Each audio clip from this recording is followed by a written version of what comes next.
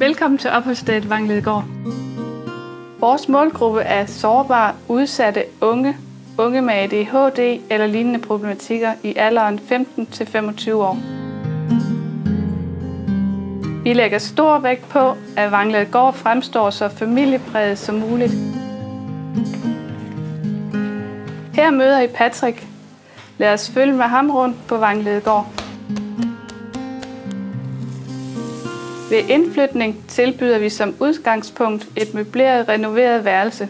Alle værelser er udstyret med tv og trådløst net. I vores tilbygning tilbyder vi intensiv botræning. Udendørsfaciliteterne giver den unge rig mulighed for at være aktiv. Vi råder over forskellige køretøjer, som de unge kan benytte under opsyn og inden for matriklens område.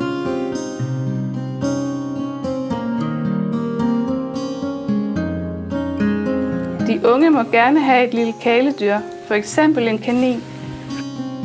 Sammen med opholdsstedet råder vi også over hestepensionen.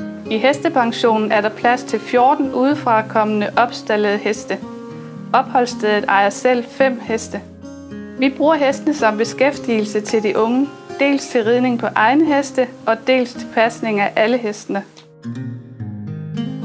Hestepensionen har en 20 x 50 kvadratmeter oplyst udendørs ridebane og en 20 x 40 kvadratmeter indendørs ridebane.